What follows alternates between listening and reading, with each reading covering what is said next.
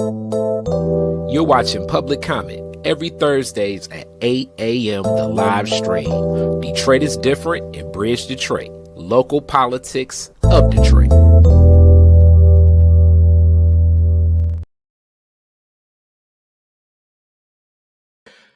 All right, ladies and gentlemen, welcome back to another episode of Public Comment. We missed you last week, but guess what? We're still here. I'm Khary Frazier of Detroit is Different, and this is where we talk about municipal politics of Detroit, all from a notebook from a mind that is in the trenches with a whole lot what happens with municipal government throughout the city of Detroit. He's a voice you should know, and if you don't know, I don't know how you watching this. Malachi, how you doing today? Good morning. I'm doing good. I'm glad to be back. We had a week off last week, and I'm excited to be here and talking about getting in the trenches, like you're saying. Yes. Shovel out. Yes. Yes. It's like, all right, the year is starting. It's kind of over with. And also, this is something else I want to uplift. Oftentimes, a lot of cities and people look at the whole year as January to December as a fiscal year. Detroit's fiscal year ain't like that. Detroit's fiscal year actually starts around July, around Detroit's birthday. So we're still in the thick of a lot of contracts, a lot of negotiation. You come back in the city of Detroit, it's real business happening, money transaction. And the number one thing when we talk about money transaction is taxes in the city of Detroit. And today is talking about that. So it is going to be a report coming very soon about the overassessment of taxes that has definitely been uplifted for the longest of time, right? So Detroit City Council commissioned a study to assess if homeowners are still being overtaxed, right? So it was already known that I believe that was 2010 to 2015. It was determined that Detroiters were overassessed in taxes. So this study that's new, and it was for 2023. And we're looking at this from the International Association of Assessing Officers.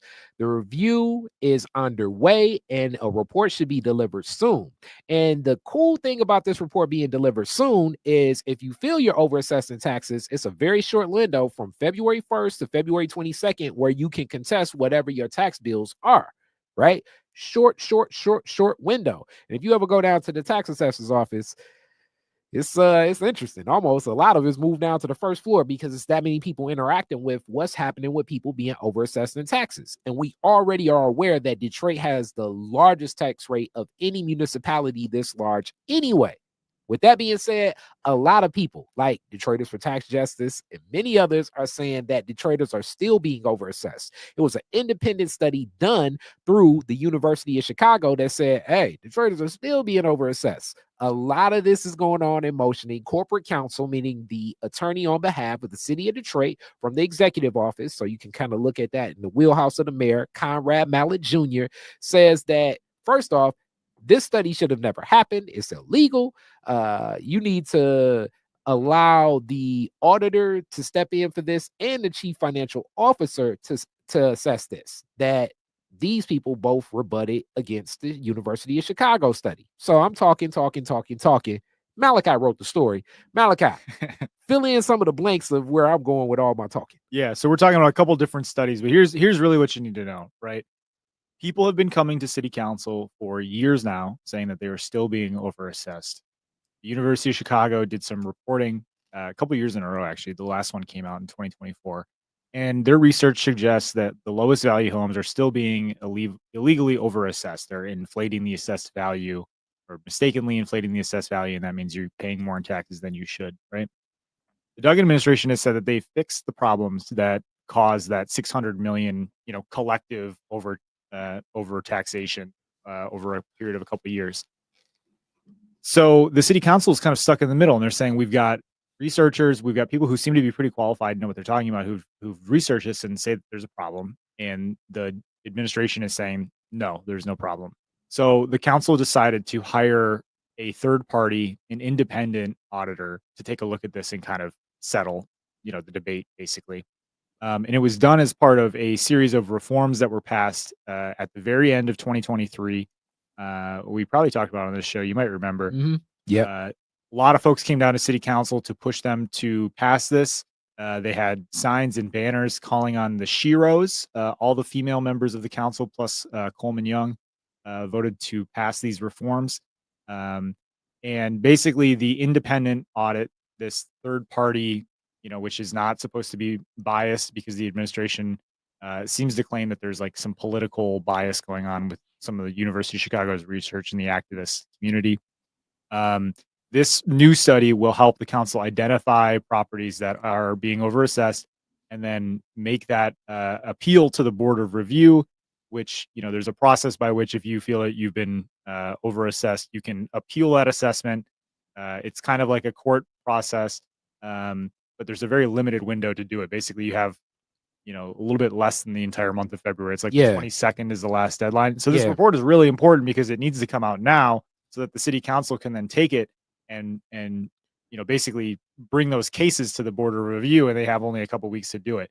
This was a big deal last year because the assessor was not hired in time for those appeals to happen. They were hired in like July or something. So they kind of missed that first opportunity the year after passing all these reforms. So I think this is a really important test of how effective the reforms were that were passed, in 2023. I think it could bring some really valuable information to a pretty heated debate over whether we are still dealing with like systemic overassessment or if it's more isolated cases. Um, and hopefully it can bring more attention to the assessment or the appeal process itself, which uh, I don't know. I couldn't describe it. I think it's kind of complicated and confuses a It lot of folks. So it definitely is. As I was looking to uplift and support some family going through that process, and it was difficult. Sometimes the assessors, people from the assessor's office, will be in community meetings talking about what to do. You can go to the office, and then I went downtown. I was looking to help my cousin. And it was like, okay, this is a little bit deeper than I was expecting. Not necessarily saying that everything is so complex, and I can only imagine what this takes on. The tough thing about doing any of this is it's back to, I'm going to use that legal term, fruit of a poisonous tree, as they say. So it's like, for years that it was overassessed and it was wrong. And it took some outside reports that really were uplifted through journalists that finally said, yeah, I guess we're wrong. We're caught red handed. And then the other part that makes it so bad is the nature in which how the Duggan administration has handled this. The executive office has said, tough cookies, we can't do anything about the overassessment. It just is what it is, because to do anything about the overassessment will break the charter that the city of Detroit has with the state of Michigan. And that's why this is such a pressing issue, because it's a lot of people that lost their homes connect to this overassessed taxes. And not to mention just people that paid overassessed taxes that could have been doing other things with that money. $600 million over the span of 5 years. And that study only went back 5 years. We can only imagine for how many years people made that have lost their homes from the foreclosure crisis. It could have been a overassessed taxes crisis. So part of this is, you did it before and you really didn't do anything to repair it. There was no consequences for what happened and how this happened. And because there were no consequences for what happened and how this happened, and now you're saying trust the process now, it's just tough for a lot of Detroiters to know what happened and how to deal with this. And not to mention, almost every community meeting you go to, I would say if you go to 3 community meetings, more than likely at 1 or 2, people will uplift overassessed taxes and what happened before, from what we know that the city has acknowledged, mayor included. So knowing that the problem did exist not far ago during the Duggan administration, to think as though it couldn't possibly be happening now, it's just tough for a lot of residents.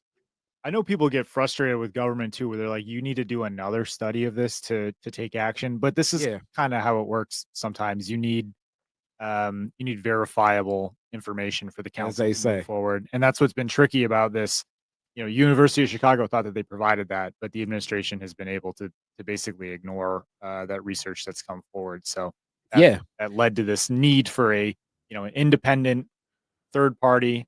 Not even from Michigan. They're from, what was it, Iowa or something, yeah, Indiana. Oh, international. It's like the international. Yeah, I think international. they're based Yeah. in Kansas. Sorry. Mhm.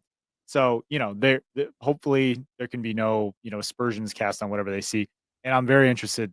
I think this report's going to come out this week, so I got to get my hands on it, and we'll probably talk more about what it says soon. This is, you can bet your bottom dollar that this will be the topic of discussion for next week's public comment. I guarantee you that. I guarantee you that, because it'll probably be across news cycles for local journalism throughout the city of Detroit. And it's so interesting to uplift this, because uplifting this naturally goes into reparations, right? Because it seems as though that's what many channels will have to look at and turn to for what will happen for being properly compensated for being overassessed in taxes and possibly losing a home to foreclosure. But this is a different story connected to reparations. Are businesses that do business with Detroit reporting ties to slavery? So the Reparations Task Force revealed that companies benefiting from benefits from historic slavery still have contracts and hold within the city of Detroit, and everybody may not necessarily be revealing these ties, right? So, this is some key facts about it. But this was uplifted, and I love to uplift this because this comes straight out of the JoAnn Watson administration as she served in when she was serving for city council. Many ordinances and a lot of things written into law in the city of Detroit come from the Watson administration. But Slave Act annuity pay, the concept that starts with what was happening with reparations Ray Jenkins, tying into the video essay, A Debt Owed, Not a Handout. Watch it on Detroit is Different, that we explore and discuss. But that extends into the whole strategy of having companies reveal that if they have ties to enslavement and still have profits from enslavement, you need to reveal that. And as I was interviewing different guests, adding into the video essay, Omari Barksdale, that worked with Council Member Watson at the time, was even opening up about the ties with Dorothy Tillman, that was an alderman, so city council member in the city of Chicago, that was uplifting this as well as a way to gather data and information, because many attorneys at the time were looking to heighten a civil case for reparations against a lot of these companies that made money and profited from enslavement, which in these studies, it was determined that a lot of these firms, like Lords of London, Bank of America, still had offshoot accounts that accrued interest that were directly connected to enslavement from back then. So, in exploring reparations, that was one of the strategies. So, the Reparations Task Force uplifting this is, I think, it falls right in order. You can see the information in A Debt Owed, Not a Handout, that's uplifted. Jamon Jordan speaks to this, or Mari Darksdale, now added into that video essay, speaks directly to this, because he was actually working on drafting and interacting with Dorothy Tillman in Chicago and some other city council members throughout the country, to really just get that information that if you're doing business with the city and you have profits from enslavement, you need to uplift what that is and how that is. And this was really a strategy to connect to civil cases to go for seeking reparations. Yeah, I think this is another reminder of how integral Detroit has been to the reparations movement throughout history. When this was adopted, which I think it was in like the early 2000s, I don't remember the exact year, Yeah. but we did some research on this on some stories about reparations history that we published last year. Um, it was among a wave of cities doing this. I think there were like 28 cities and a couple of states that had passed slavery records disclosure ordinances, which again just basically require that any companies that are trying to do get business with the city, they have to disclose if they have historically profited off the slave trade. So it's kind of a full circle moment now that we have a reparations task force in this kind of second wave, new wave of municipal reparations efforts. and the task force is, able to draw upon what the city had done, 20 years ago or so to, create some of this reporting. LPD got kind of an incomplete list because the actual like number of businesses contracting with the city is really vast, and it also requires the companies to disclose themselves. So there's not really like a agency in the city that can like investigate and verify whether they're being truthful about that or not. So I would like to see more data. I think they're still looking into this, but basically they looked at insurance companies and banks, and they found a couple of banks that have J.P. Morgan Chase and the Bank of New York Mellon, which have very well researched documentation of this. You guys can find online. Another thing that the task force was looking for, which I think is really interesting because it comes up a lot. They are seeking information on when developers broke promises to hire Detroiters in exchange for tax incentives. And in the city, we have a requirement that large subsidized construction projects have to hire Detroiters. I think like 51% of the construction hours need to be worked by people in the city. So basically, more than half of your project has to be built by people living in the city. And we often find that that doesn't happen for a variety of reasons. It's why the city has put so much effort into hiring contractors and getting people trained up for like skilled trades jobs. But sometimes companies just accept the fine and know that they're never going to hit that 51% mark. I would say most times they just accept the fine. Yeah. The argument is always that there are not enough skilled workers here to do the task. And then the other argument is the skilled workers that are here don't choose to apply. Either way, it's a big challenge. And oftentimes that challenge is met with, we'll just pay the fine. And the other thing is, a lot of times the fine isn't paid either. So it's like you're not paying the fine, you're not hiring the Detroiters, but you're definitely taking a lot of Detroit tax money to build things like Little Caesars Arena and the Hudson site. It's another challenge that I do believe that some of the most impoverished Americans are dealing with the brunt of some of the challenges of America head on. I don't see anything like this happening in many other communities. I mean, you look at the fight that Sheetz is having out in the suburbs, where that community is like, hell no. I can only imagine that if Sheetz wanted to open up a Sheetz gas station, restaurant at every corner in Detroit, it would be welcomed with open arms and probably given money to do it.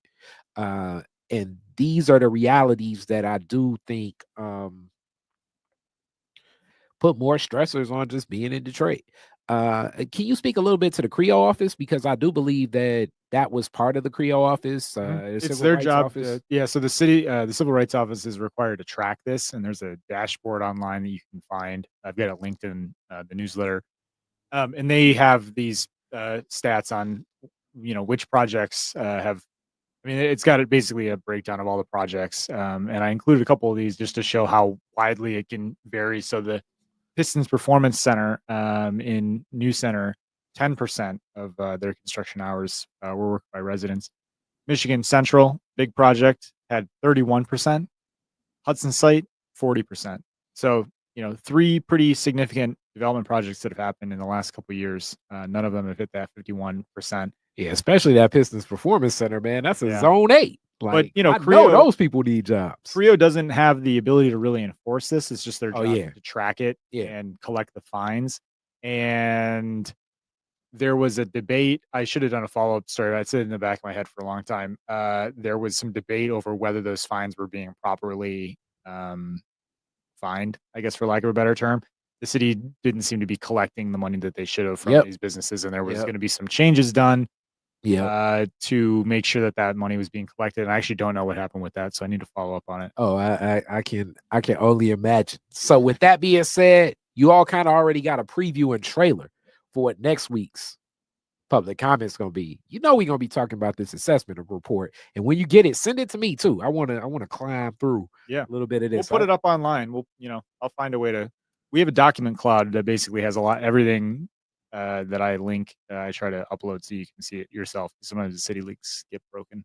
Yep. Hey, with that being said, I can't wait for that one. That's going to be hot and heavy. as they say. So with that being said, Detroit is different. Stay watching public comment. It's great to offer this. It's going to be more coming than just public comment.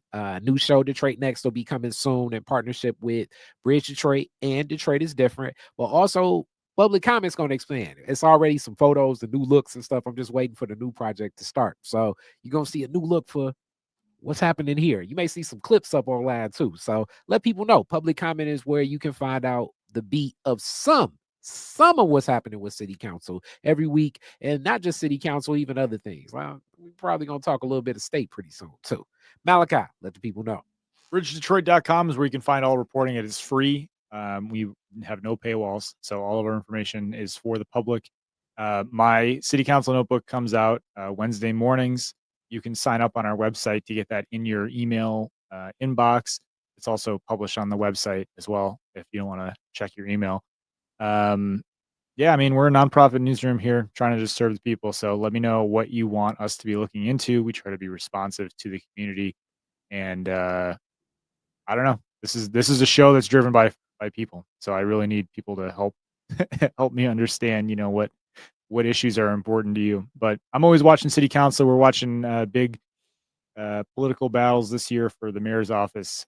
People are getting lined up to run for governor as well, and Detroit's going to play pretty centrally in all of that. So thank you for tuning in and helping us out. Most definitely. Peace. You're watching Public Comment every Thursdays at 8 a.m. The live stream. Detroit is Different in Bridge Detroit. Local politics of Detroit.